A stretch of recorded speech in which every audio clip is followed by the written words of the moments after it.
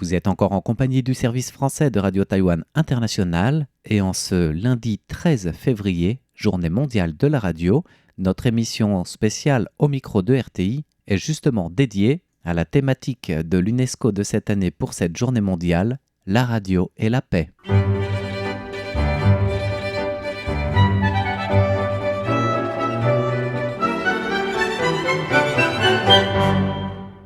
Bonjour à tous, c'est Mei Guang. Et François-Xavier Boulet. Pour cette émission au micro de RTI dédiée à la journée mondiale de la radio. Et nous avons déjà dit plusieurs fois à l'antenne que n'étant pas membres de l'ONU, nous ne pouvons pas participer officiellement à cette journée célébrée par l'UNESCO, mais nous tenons à être présents, surtout avec le thème de cette année qui est la radio et la paix. Voilà, d'ailleurs, ce thème de cette année a été l'occasion d'un message de la présidente de RTI, Cheryl Lai, pour souligner les efforts de notre radio, des radios en général, mais aussi la mission de la radiodiffusion en temps de guerre, en temps de paix, comme vecteur indispensable. Taïwan est continuellement sous la menace d'une guerre cognitive sans poudre à canon.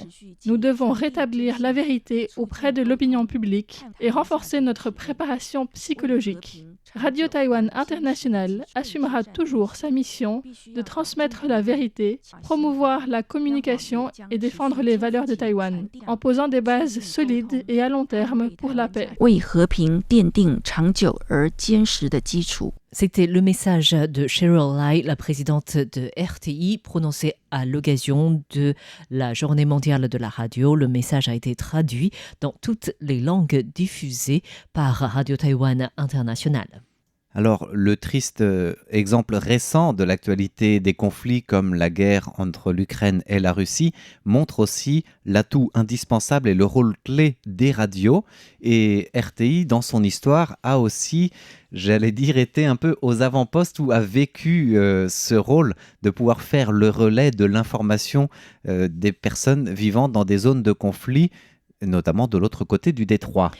Radio Taïwan International a été fondée en 1928 et pendant toute son existence, elle a bien traversé des périodes de guerre, à commencer par le généralissime Chiang Kai-shek qui a bien annoncé au micro de RTI la fin de guerre contre le Japon, par exemple, et pour des périodes lorsque Taïwan a commencé à connaître la démocratisation, la voix de la Chine libre ou encore RTI a bien assisté les Chinois à traverser des périodes un peu plus difficiles. On pense notamment au mouvement de Tiananmen en 1989 avec, à l'époque, c'était le 13 avril déjà, il y avait le décès de Hu Yaobang, l'ancien secrétaire général du Parti communiste chinois, et du coup, les universités à Pékin ou à Shanghai avaient commencé à commémorer le décès de cet homme bien apprécié des étudiants. Et par la suite, les Chinois ont commencé à se rassembler sur la place de Tiananmen et ont déposé des fleurs.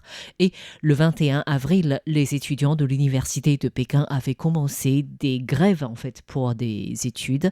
Et le soir même, il y avait plus de 200 000 étudiants qui s'étaient rassemblés sur la place de Tiananmen. Alors on connaît bien sûr cette histoire, ce grand mouvement.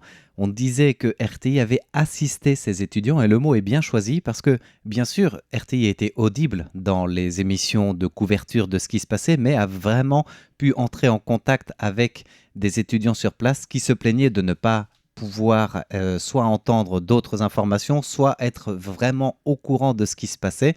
Et il y a eu des vraies interactions avec ce contact d'étudiants sur place et en retour RTI qui essayait de les informer de différents canaux. Le tout a commencé en mai lorsque RTI a été contacté par 2 étudiants chinois en Californie pour dire que les étudiants en Chine se plaignaient de ne pas connaître l'opinion internationale sur ce mouvement des étudiants à Tiananmen. Et ces étudiants aux États-Unis avaient été contactés par leurs camarades en Chine qui disaient qu'ils écoutaient régulièrement Radio Taïwan International. À l'époque, c'était encore CBS. Et du coup, il souhaitait que l'information passe par RTI et c'est là que RTI a commencé à prolonger ses journaux, par exemple, qui étaient de 10 minutes à 15 minutes pour parler des événements de Tiananmen. Oui, donc il y a eu tout un travail qui a été fait en amont du côté des étudiants qui contactaient RTI en demandant plus d'informations et en aval du côté de RTI pour pouvoir en effet bien couvrir cette actualité. Rajouter, c'est quand même 5 minutes de plus pour un journal qui en faisait 10 au départ, par exemple. Ça, c'est au niveau de l'actualité.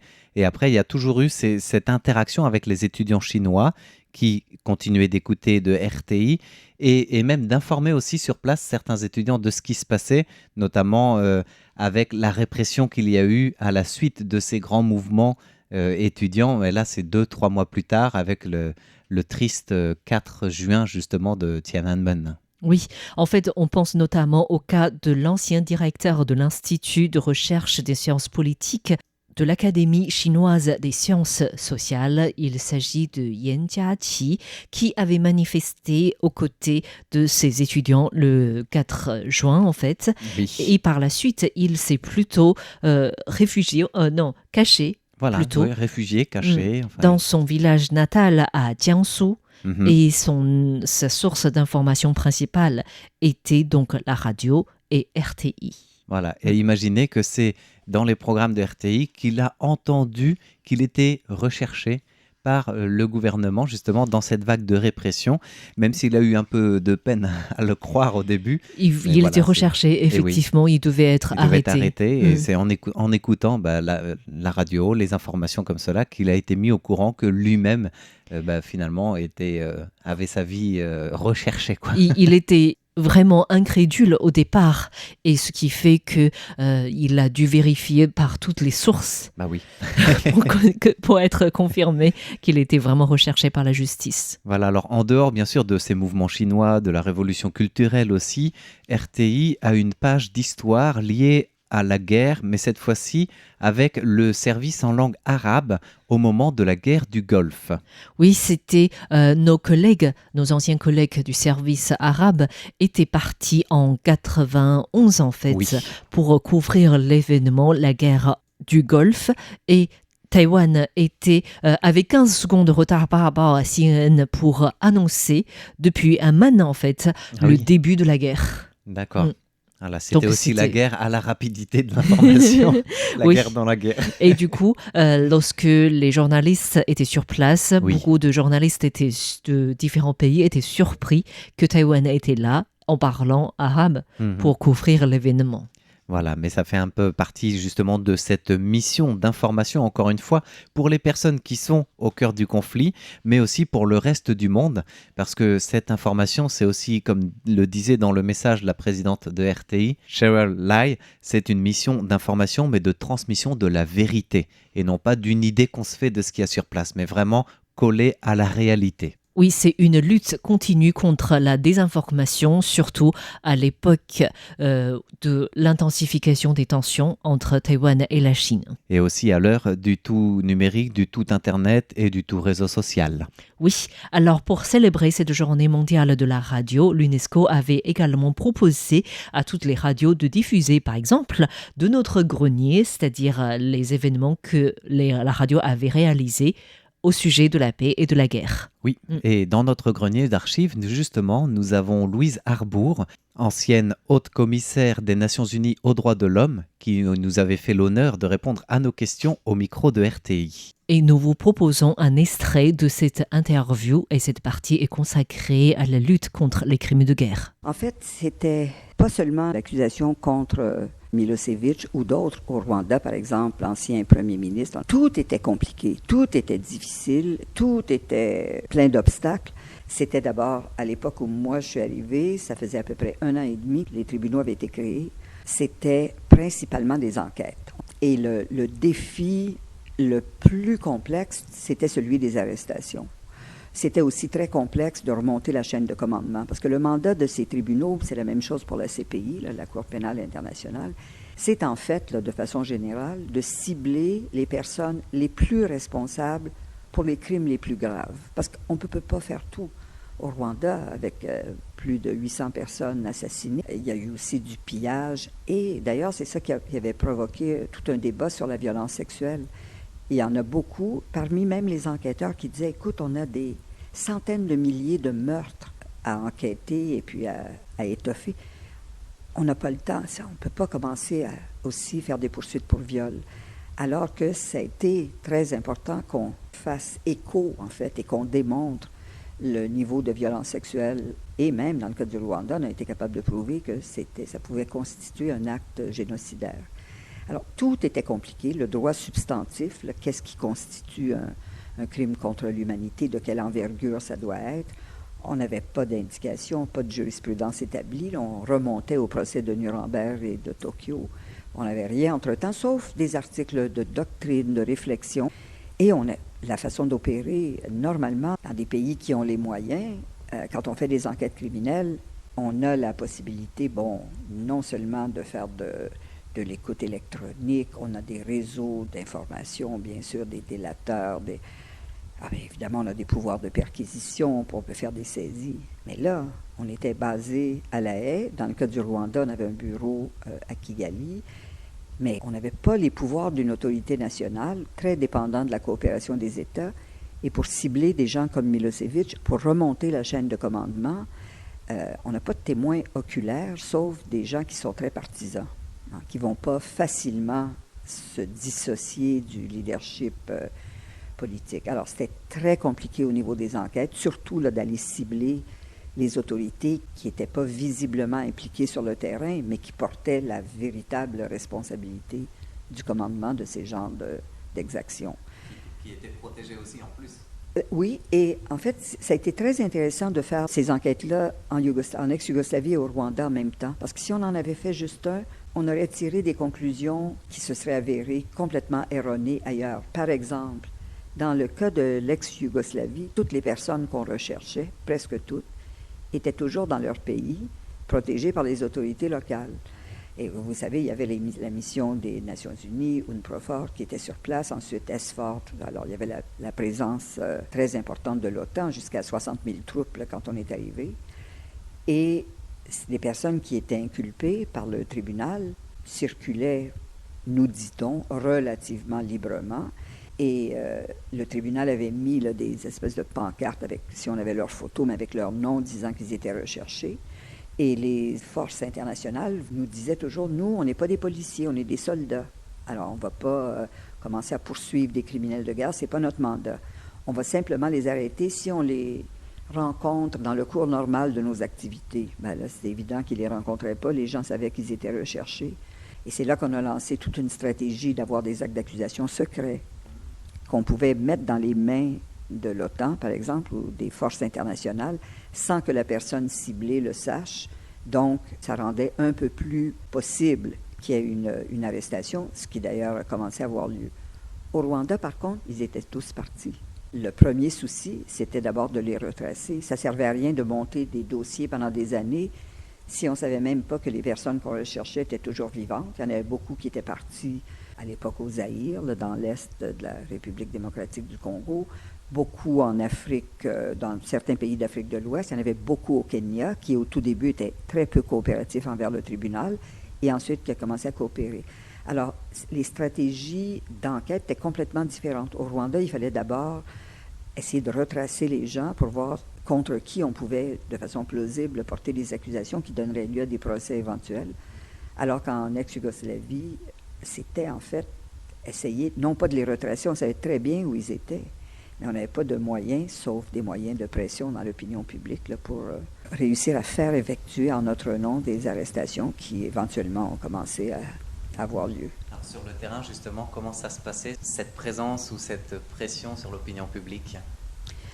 Bien, il y avait beaucoup d'intérêt de la part des journalistes là, pour le tribunal. D'ailleurs, moi, je suis très consciente que quand je suis arrivée là, j'avais tout à fait la mauvaise attitude. J'avais été magistrate, j'avais été juge dans mon pays pendant très longtemps, donc j'avais aucune expérience des relations avec la presse et j'avais tous les mauvais instincts. Pour moi, c'était « on ne parle pas aux journalistes ». D'abord, on n'a rien à raconter, on fait des enquêtes, on ne va pas leur dire ce qu'on est en train de trouver. Et je ne me rendais pas compte à quel point la mobilisation de l'opinion publique internationale, c'était en fait notre arme la plus puissante pour continuer à persuader les États qui nous avaient mis en place. C'est des tribunaux qui avaient été créés par le Conseil de sécurité des Nations unies. Et la seule façon de s'assurer qu'ils n'allaient pas ou bien complètement fermer boutique ou bien nous abandonner avec des budgets tellement inadéquats qu'on n'allait pas réussir à fonctionner, c'était justement de garder l'intérêt de l'opinion publique. Moi, j'évitais, mais je disais toujours non. Il y avait des demandes d'entrevue ou de nous suivre sur le terrain. Et c'est à la suite d'un incident en particulier que j'ai complètement changé d'idée, que j'ai commencé à comprendre à quel point c'était important d'avoir une voix publique très, très forte. Je pourrais vous le raconter. C'était en fait assez tard dans mon mandat, au début de l'année 1999, au moment du début de la guerre au Kosovo. Le Kosovo, pour le tribunal, en fait pour les deux tribunaux, ça a été une expérience tout à fait unique parce que c'est la première fois qu'il y avait des crimes qui étaient perpétrés pendant notre existence. En fait, c'est pas tout à fait vrai, là, Srebrenica aussi, mais le tribunal était vraiment embryonnaire à cette époque-là. C'est des instances qui ont été créées après coup. Alors que ça aussi, ça compliquait les choses. Normalement, quand on a une instance pénale, dans nos pays, elle existe déjà et elle peut se déployer là, dès que les crimes sont perpétrés. Alors, dans le cas du Kosovo, on était sur place et là, on n'avait pas d'excuses. On avait des avocats, des enquêteurs, des bureaux, de l'équipement, on avait tout ce qu'il fallait. Par contre, au niveau des enquêtes, on n'avait pas la langue. On avait à peine réussi à s'équiper un peu d'interprétation en ce qu'on appelait autrefois en serbo-croate. Et là, tout à coup, avec la présence des Albaniens, là, on arrivait encore là avec une autre difficulté de comprendre une culture différente, une langue différente. Mes contacts avec les médias, il y a eu un massacre au début de l'année 1999 à Račak, en Serbie. Et j'ai voulu me rendre sur place, comme j'y avais droit. Le mandat du Conseil de sécurité disait que tous les pays de la région devaient me donner accès comme procureur. Alors j'ai avisé les autorités serbes que je voulais y aller. On m'a dit non. Je leur ai dit, j'ai le droit d'y aller. D'ailleurs, je vais me présenter à la frontière tout de suite. Là, je pars ce soir. Et là, je suis allée en Macédoine, à Skopje, puis là, je me suis présentée à la frontière serbe. On m'a refusé l'entrée.